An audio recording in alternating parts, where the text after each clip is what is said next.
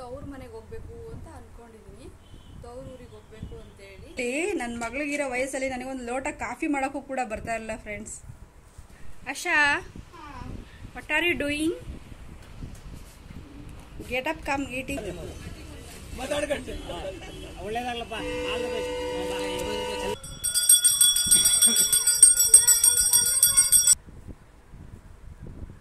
Hi friends, welcome back to my channel Sridevi Gowda YouTube channel.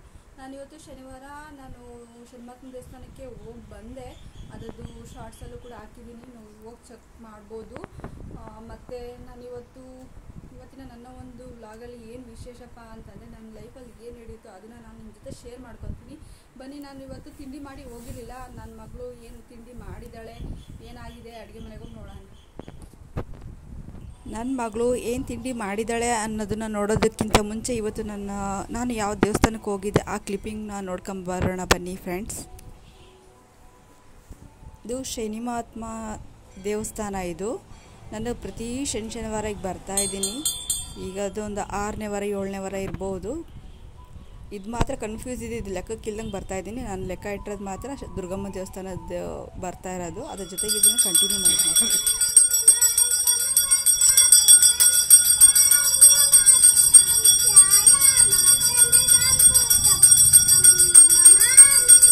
ನನ್ನ ಮಗಳಿಗೆ ಶುಭ ಹಾಲು ಅಂತಂದರೆ ಇಷ್ಟಪಡ್ತಾಳೆ, ತುಂಬ ಜಾಸ್ತಿ ಕೇಳ್ತಿರ್ತಾಳೆ. ಹಾಲಲ್ಲಿ ಅವಳು ಬ್ರೆಡ್ ತಿನ್ನಬೇಕು ಅಥವಾ ಕಾಫಿ ಕುಡಿಬೇಕು ಅಥವಾ ಟೀ ಅಂತ ಕೇಳ್ತಾ ಇರ್ತಾಳೆ ಅಂತ ಹೇಳ್ಬಿಟ್ಟು ಹಾಲು ಮತ್ತು ಬ್ರೆಡ್ಡು ತಗೊಂಡೋಗೋಣ ಅಂತ ಬಂದೆ ಬೇಕ್ರಿಗೆ ಪೂಜೆ ಮುಗಿಸ್ಕೊಂಡು. ನನ್ನ ಮಗಳು ಟೊಮೊಟೊ ಬಾತ್ ಮಾಡಿದ್ದಾಳೆ ಫ್ರೆಂಡ್ಸ್. ಇದನ್ನು ಓಪನ್ ಮಾಡಿ ತೋರಿಸ್ತೀನಿ. ಇವಾಗ ಟೊಮೊಟೊ ಬಾತು ಮಾಡ್ತೀನಿ ಅಂತ ಹೇಳಿದ್ಲು. ನಾನು ದೇವಸ್ಥಾನಕ್ಕೆ ಹೋಗಿದ್ನಲ್ವ, ಅವಳೇ ಮಾಡಿದ್ದಾಳೆ. ನಾನು ಅದನ್ನು ಕುಕ್ಕರ್ ಓಪನ್ ಮಾಡಿಲ್ಲ ಫ್ರೆಂಡ್, ಅವಳೇ ಮಾಡಿದಾಳಲ್ವ. ಅವಳನ್ನೇ ಎಬ್ಬರಿಸಿ ಕರ್ಕೊಂಡು ಬರೋಣ ಬನ್ನಿ, ಹೋಗಿ ಅವಳೇ ಊಟಕ್ಕೆ ತಿಂಡಿ ಬಡಿಸ್ಲಿ. ನನಗೆ ಹೊಟ್ಟೆ ತುಂಬ ಹಶ್ವಾಗಿದೆ. ಎಷ್ಟಾಗಿದೆ ಗೊತ್ತಾ, 11:15 ಆಗಿದೆ. ಅವಳು ತಿನ್ನಂಗಿಲ್ಲ, ಇನ್ನು ಏನು ರಸ್ಮೆ ಮಲ್ಕೊಂಡಿದ್ದಾಳೆ. ಬನ್ನಿ ಅವಳನ್ನ ಎಬ್ಬರಿಸೋಣ. Asha, what are you doing? Get up, come eating.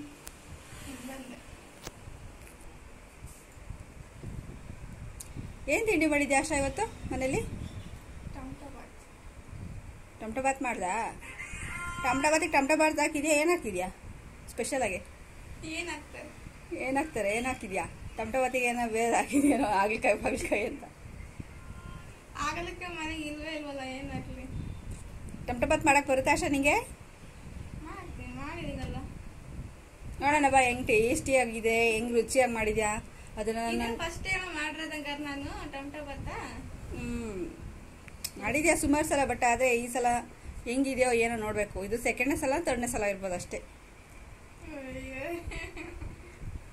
ಅದಕ್ಕೆ ಈ ಸಲ ಹೆಂಗಿದೆಯೋ ಏನೋ.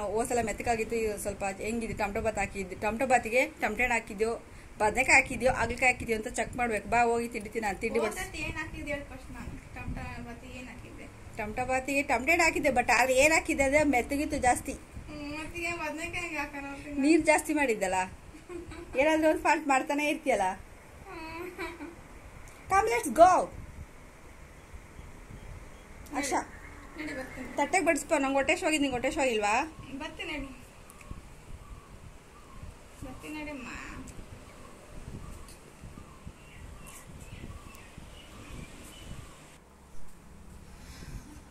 ಬೇಗ ಬಂದು ನಂಗೆ ಹೊಟ್ಟೆಶ್ವಾಗಿದೆ, ನಿಂಗೆ ಹೊಟ್ಟೆ ಹಸ್ತಿಲ್ವಾ? ಊಟ ಬಡಿಸ್ಬಾ, ನಂಗೆ ತಿಂಡಿ ಬಡಿಸ್ಕೊಡ್ಬಾ.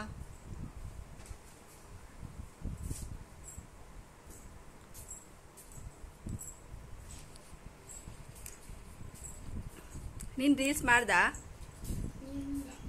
ಯಾಕೆ?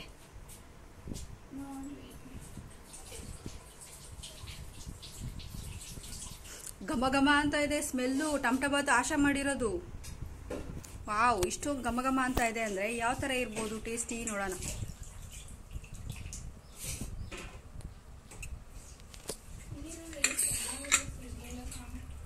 ಸಿಗ್ಲಿ ವೆಜ್ದಾ?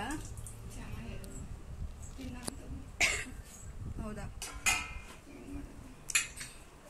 ನಾನು ಹೆಚ್ಚಿಕೊಡ್ತೀನಿ. 30 minutes.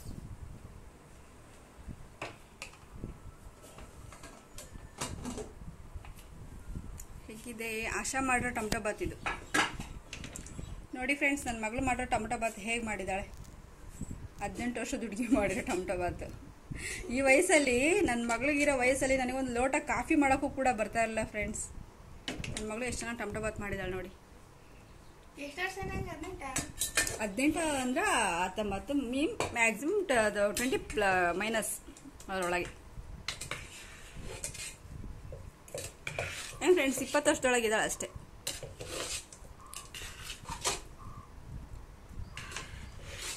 Mix well.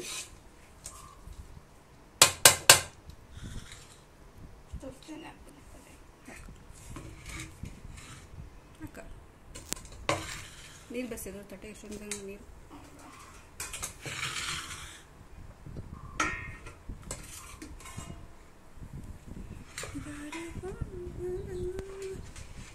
ಇದಕ್ಕೆ ಈರುಳ್ಳಿ ನೆಂಚಿಕೆಗೆ ಹೆಚ್ಚಬೇಕಾ ಮತ್ತೆ ಈಗ?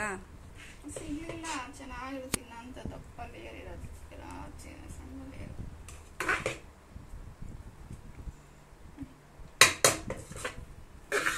ಇದು ನನ್ನ ಮಗಳು ಮಾಡೋ ಟೊಮಟೊ ಬಾತ್ ನೋಡಿ ಫ್ರೆಂಡ್ಸ್, ಹೇಗೆ ಮಾಡಿದ್ದಾಳೆ, ಚೆನ್ನಾಗಿ ಮಾಡಿದ್ದಾಳ. ಈ ಏಜಲ್ಲಿ ನನಗೆ ಒಂದು ಲೋಟ ಕಾಫಿ ಕೂಡ ಮಾಡೋಕ್ಕೆ ಬರ್ತಾ ಇರಲಿಲ್ಲ. ಮಾಡಿ ಗಂಡನ ಮನೇಲಿ ಬೈಸ್ಕೊಂಬಿಟ್ಟಿದ್ದೆ. ಒಂದು ಲೋಟ ಕಾಫಿಗೆ ಒಂದು ಚೊಂಬು ಟೀಗೆ ಇಟ್ಬಿಟ್ಟಿದ್ದೆ. Coffee, I mean whatever coffee or tea, ಅದರಲ್ಲಿ ಯಾವುದೋ ಒಂದು, ಬಟ್ ಟೀ ಅಥವಾ ಕಾಫಿಗೆ ಇಟ್ಟಿದ್ದೆ.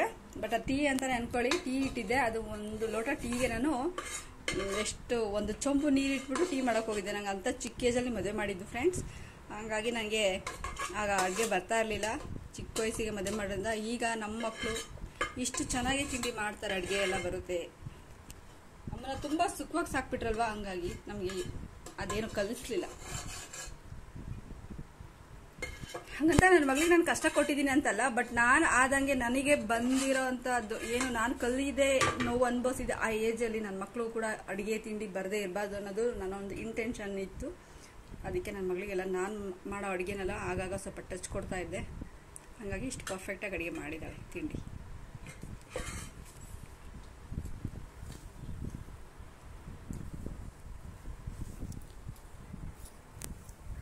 ಶನಿಮಹಾತ್ಮ ದೇವಸ್ಥಾನಕ್ಕೆ ಪ್ರತಿ ವಾರ ನಾನು ಹೋಗ್ತೀನಿ, ಒಬ್ಬಳೇ ಹೋಗ್ತೀನಿ ಅಂತಲ್ಲ, ನನ್ನ ಮಗಳನ್ನೂ ಕೂಡ ಕರಿತೀನಿ ಬಾರಮ್ಮ ಅಂತ. ಅವಳು ಇಲ್ಲಿ ಕೆಲವೊಂದು ಇನ್ಸಿಡೆಂಟ್ಸ್ ಆಗಿದೆ, ಒಂದು ನೋಡ್ಬಿಟ್ಟು ಎದುರ್ಕೊಂಡ್ಬಿಟ್ಟಿದ್ದಾಳೆ. ಜಾಸ್ತಿ ಬರೋದಕ್ಕೆ ಹೋಗೋದಿಲ್ಲ ಅವಳು ನನ್ನ ಜೊತೆ ಗಾಡೀಲಿ. ಒಂದು ಸಲ ಬಿದ್ದಿದ್ವಿ ಅಷ್ಟೇ. ಅದಲ್ದಲೇ ಬೇರೆ ಇಲ್ಲಿ ಸಖತ್ ಕೆಟ್ಟ ಆಕ್ಸಿಡೆಂಟ್, ಹೇಳೋಕ್ಕೂ ಭಯ ಆಗುತ್ತೆ, ಅದು ನೆಲೆಸ್ಕೊಳ್ಳೋಕ್ಕೂ ಭಯ ಆಗುತ್ತೆ. ಅಂಥ ಕೆಟ್ಟ ಆಕ್ಸಿಡೆಂಟ್ಗಳಾಗಿದ್ದಾವೆ. ಲಾರಿ ಮತ್ತು ಬಸ್ಸಿಂದ ಅಂಥ ಪ್ರಾಣಗಳನ್ನ ಹೋಗ್ಬಿಟ್ಟಿದ್ದಾವೆ. ಅದು ನೆನೆಸ್ಕೊಂಬಿಟ್ಟು ನಾನು ಹೆವಿ ಓಡಾಡೋದಿಲ್ಲ ನನ್ನ ಮಗಳು ಕರ್ಕೊಂಡು ಜಾಸ್ತಿನ. ಏನೋ ಒಂದು ಶುಕ್ರವಾರ ಮಾತ್ರ ತುಂಬ ಭಯವಾಗಿ ಕರ್ಕೊಂಡೋಗಿ ತುಂಬ ಭಯದಿಂದ ಕರ್ಕೊಂಬಂದು ಬಿಡ್ತೀನಿ ಅಷ್ಟೇ. ಮತ್ತು ನಾನು ಒಬ್ಬಳೇ ಹೋಗ್ತೀನಿ, ನಾನು ಒಬ್ಬಳೇ ಬರ್ತೀನಿ. ಇಲ್ಲ ಅಂದಿದ್ದರೆ ಇಲ್ಲೇ ಹತ್ರ ನಿಯರ್ ಆಗಿದ್ದಿದ್ರೆ ನಾನು ಅವಳನ್ನೂ ಕರ್ಕೊಂಡು ಹೋಗ್ತಾಯಿದ್ದೆ. ಅವಳಿಗೆ ಅದೊಂದು ಬೇಜಾರು, ಯಾವಾಗಲೂ ಬೇಜಾರಾಗಿ ಮಾಡ್ಕೊಂಡು ಕುತ್ಕೊತಾಳೆ. ಅಂದರೆ ಜಾಸ್ತಿ ಎಲ್ಲೂ ನಾನು ಹೊರಗಡೆ ಕರ್ಕೊಂಡೋಗಲ್ಲ. ಲಾಕ್ಡೌನ್ ಆದಾಗಿಂದನೂ ಮನೆಗೆ ಇದ್ದಾಳೆ, ಹಂಗಾಗಿ ಸ್ವಲ್ಪ ಬೇಜಾರಷ್ಟೇ. ಅವಳು ಒಂದು ಬೇಜಾರಕ್ಕೋಸ್ಕರನೇ ನಾನು ಇವನ್ನ ತವ್ರ ಮನೆಗೆ ಹೊರಟಿದ್ದೀನಿ. ತವ್ರ ಮನೆಗೆ ಕರ್ಕೊಂಡೋಗಿ ಸ್ವಲ್ಪ ಆ ಕಡೆ ಈ ಕಡೆ ಸ್ವಲ್ಪ ಅವಳಿಗೂ ವೆದರ್ ಚೇಂಜ್ ಆಗುತ್ತೆ, ವಾತಾವರಣ ಎಲ್ಲ ಅಂಥೇಳಿ. ಇನ್ನೊಂದು ಒಂದೇ ಕಡೆಗೆ ನಾವು ಒಂದೇ ಊರಲ್ಲಿ 4 ಗೋಡೆ ಮಧ್ಯೆ ಇದ್ದು ನಮಗೂ ಈ ಬಿಸಿಲು, ಕೆಟ್ಟ ಬಿಸಿಲು ನೋಡಿ ಸಾಯೋಂಥ ಬಿಸಿಲು. ಈ ಬಿಸಿಲು ನೋಡ್ಬಿಟ್ರೆ ನಮಗೆ ಕಣ್ಣೇ ಹೋಗ್ಬಿಡ್ತಾವೆ ಅಂತ ಕೆಟ್ಟ ಬಿಸಿಲು. ಮೊನ್ನೆ ಒಂದೇ ಒಂದು ಮಳೆ ಬಂತು, ಮತ್ತೆ ತಿರ್ಗಾ ಹಂಗೆ ಬಿಸಿಲು ಏರ್ಬಿಡ್ತು. ಬಿಸಿಲು ನೋಡ್ಬಿಟ್ರೆ ಸಾಕಾಗಿ ಹೋಗ್ಬಿಡುತ್ತೆ ನಮಗೆ. ಏನಪ್ಪ ಅಂತಂದರೆ, ನಾನಿವಾಗ ನನ್ನ ತವ್ರ ಮನೆಗೆ ಹೋಗಬೇಕು ಅಂತ ಅಂದ್ಕೊಂಡಿದ್ದೀನಿ. ತವ್ರ ಊರಿಗೆ ಹೋಗಬೇಕು ಅಂತೇಳಿ ನಾಳೆ ಹೋಗೋಣ ಅಂತ ಅಂದ್ಕೊಂಡಿದ್ದೀನಿ. ನಾಳೆ ಹೋಗೋಣ ಅಂತ ಅಂದ್ಕೊಂಡಿದ್ದೀನಿ, ಏನಾಗುತ್ತೋ ಗೊತ್ತಿಲ್ಲ. ನನ್ನ ಮಗಳು ಬೇರೆ ಉರ್ರ ಅಂತ ಕೂತ್ಕೊಂಡಿದ್ದಾಳೆ, ಬರ್ರ ಅಂದ್ಕೊಂಡು. ಅವಳು ಯಾವಾಗಲೂ ಉರ್ರ ಅಂತ ಅಳ್ತಾನೆ ಇರ್ತಾಳೆ, ಏನೋ ನೆನೆಸ್ಕೊಂಡು ಏನು ಮಾಡೋದು. ಮುಂಚೆ ಎಲ್ಲ ನನ್ನ ಮಗಳು ತುಂಬ ಮುಂಚೆ ಎಲ್ಲ ನನ್ನ ಹುಡುಗಿ ಹುಟ್ಟಿದಾಗಿಂದನೂ ಒಂದು 18 ವರ್ಷದವರೆಗೂ ಏನೂ ಕಟ ಕೊಡ್ತಿರಲಿಲ್ಲ. ನನ್ನ ಮಗಳು ಭಾಳ ಚೆನ್ನಾಗಿ ಸಾಕಿದೆ ಅವಳನ್ನ, ಹಂಗೆ ಕಚ್ಕೊಂಡು ಸುಮ್ಮನೆ ಇರೋದು. ಇವಾಗ ಒಂದು 18 ವರ್ಷ ತುಂಬಿತು, ಅವಾಗಿಂದ ಒಂದು ಸ್ವಲ್ಪ ಕಿರಿಕ್ ಜಾಸ್ತಿ ಆಗ್ಬಿಟ್ಟೈತೆ ನನಗೆ ನನ್ನ ಮಗಳದು.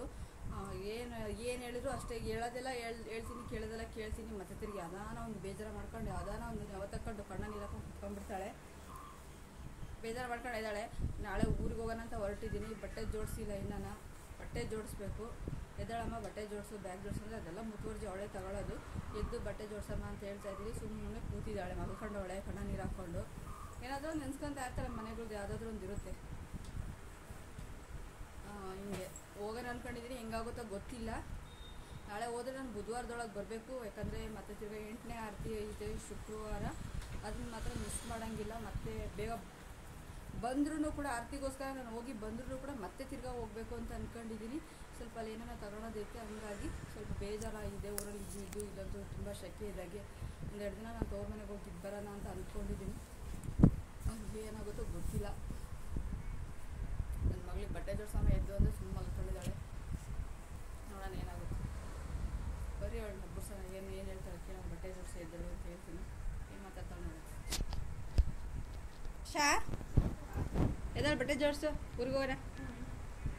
ಹಾಂ ಎದ್ದಾಳೆ, ಮಾಮಾರೂರಿಗೆ ಹೋಗೋಣ. ಎದ್ದ ಬಟ್ಟೆ ಜೋಡಿಸು.